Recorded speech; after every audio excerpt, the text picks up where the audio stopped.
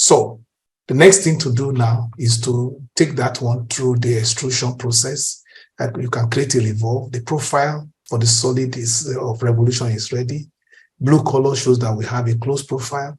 We can make a piston component now by revolving around the Z-axis or the construction line created. I can do that. Let's see whether my Fusion 360 is. Let's see whether my Fusion 360 is fired on. Let's see. Yes, my Fusion is on.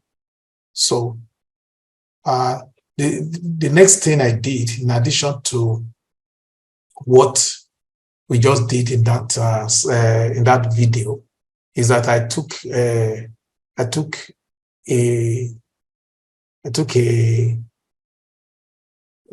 spline.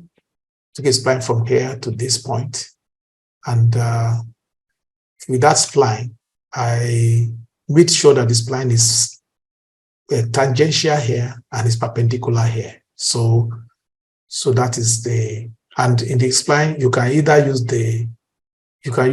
the constraints, or you can use the handles. The spline comes with handles. You can always manually manipulate the handles to orient the spline to any direction you want. So some of those handles are very useful. So get used to that. So if I come back here now and I just trim off, some lines. If I trim off this line here and I take this line and trim it off too. So once I trim these two lines off, I can still trim this one. So the profile becomes what you have here. So I can now see the profile, and I can now do a solid revolution here. I can create a revolve. But before I do that, I can first of all complete my drawing, finish sketch, and it may be a good idea as I finish the sketch to go home to let us see how it looks like. Or so when it's like this, I can decide to create a revolve, and now the profile is already seen. And then the axis of revolve, I can go and pick the Z-axis as we normally did, but because here I've already created a construction line that would do it. If I create this construction line here, and everything is right here. So if I say okay, and I can decide to create a new body, I can decide to create a new component, and I can do it or revolve on one direction, 360, or both directions at 180 degrees. So everything is simple here. If I'm happy with it, I say okay. And here you have your beginning profile of a piston. So here, if I want to look underneath it, I can take a look here. So this is the piston that we can create. In this particular piston, you see that we have created some space on top. There are some other equipment and some other things that you may want to put inside between the piston and the top dead center of your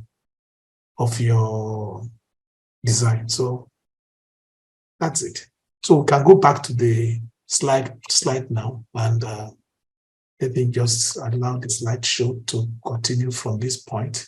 So you can create a revolve, like we have told you. In this case, I added one more step before creating the revolve. The profile for the solid of revolution is ready. Blue color shows we have a closed profile. We can make a piston component now by revolving around the Z-axis or the construction line created. And then for technical reason, you create a top spline. This is the top spline. You can dimension it as I didn't dimension it in that place. There can be a need for space on top of the piston. We can squeeze out something using the spline at 3.5 units as shown. Spline is perpendicular to the vertical line here, and it is tangential to the top of the tangential here. Like I said, there are many ways you can make that to happen. So with that done, so the next thing we need to do is to go and create the space to hold the pin of the connecting rod.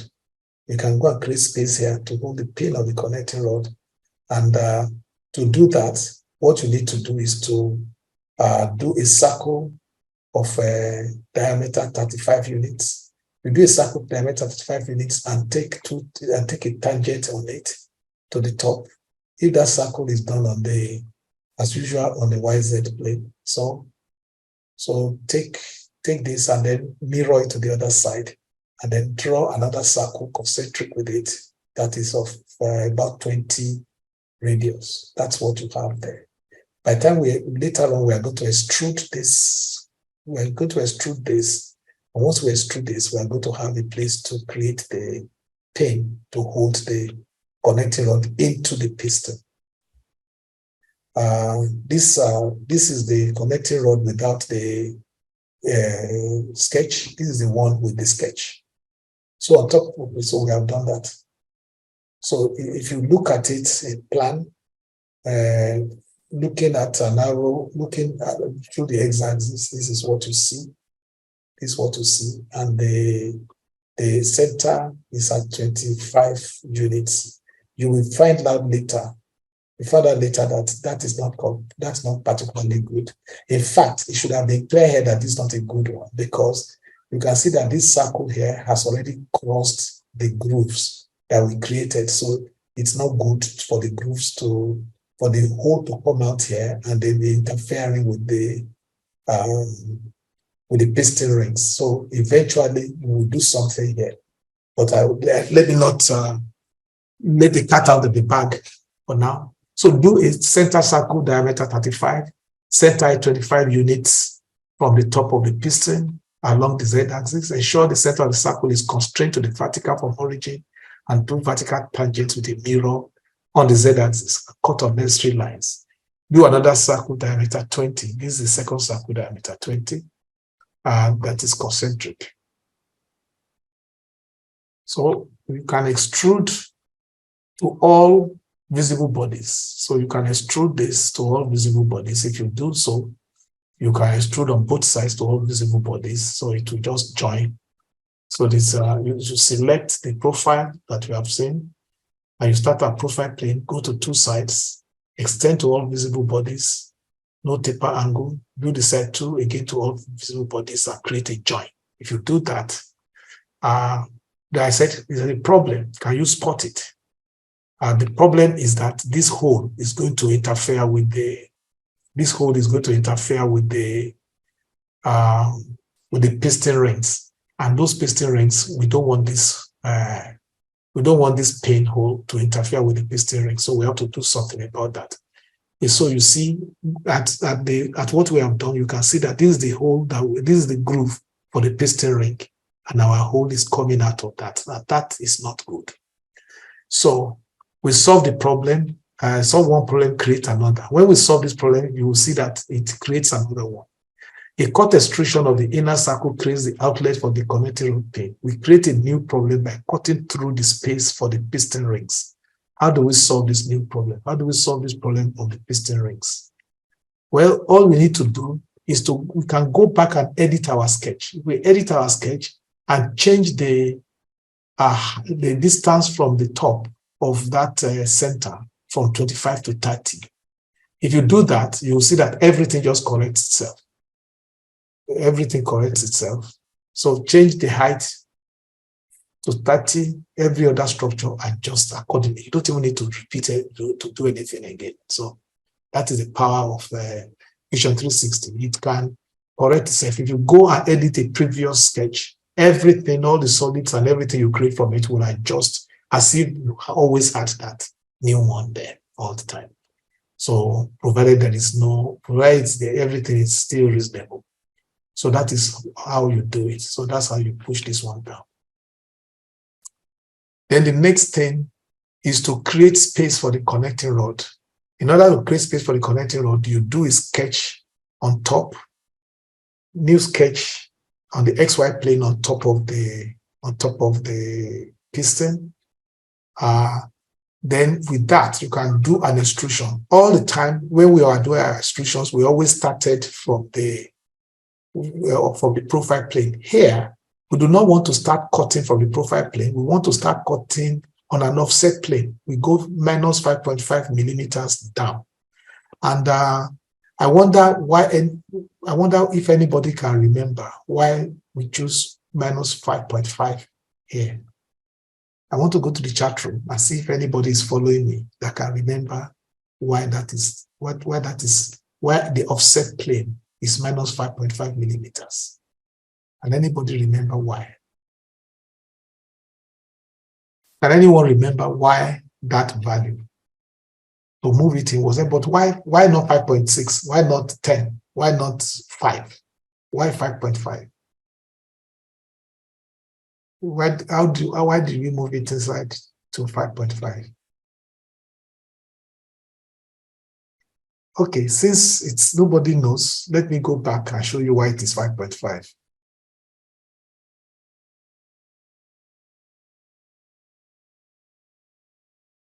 Remember, from the top, you can see that is the thickness of this top part. The thickness of the top part of the connecting rod is 5.5. So we wanted the extrusion to start immediately after the original thickness, so that there is no marking here. So that is why 5.5. So this 5.5 was not arbitrarily chosen. It is coming from the original sketch. So the drawing was on this plane. So we want the extrusion to start from this point on, not from, we don't want to cut out of this material, and we do not want to have any leftover material there. So that's why it will be a clean extrusion, because we remember this number, 5.5. So just when you go back and look at it, you will see that this 5.5 is a value we are choosing now to be the beginning of the extrusion from an offset plane. So let's go back to begin. So that is so I've explained to you the reason for the 5.5, and the other distance can be as long as we like, because we want to cut off everything below that. So what do we do next?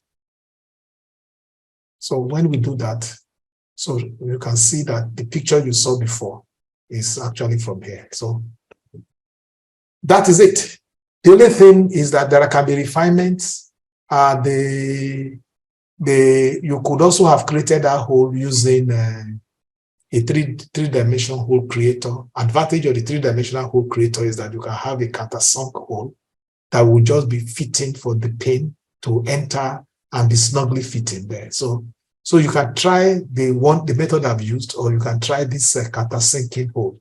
In the piston that I have in those moving V engine and inline engine, it is the 3D hole that I created. So you can check that out too. Well, I think that is all I want to give you today. We are not going on break. We are ending the lecture almost now, depending on what questions you may have. If you have questions, I'll take them. After the questions, we will call it a day today, so you can go and rest and practice more. And if you have, please class, notice that if you have things you want me to cover, and if there are enough of you wanting me to cover it, I can probably make time and prepare a lecture on that. But let us see if this is, if you can. The next thing we do is to do the unit crankshaft, and have a full one single cylinder engine ready. Once we assemble that, then you will see that just to get either the V8 or the ICE or the Line 6 or any other kind of engine you want to make, it's just a matter of assembly. So I'm waiting at the chat room to see if there are any questions.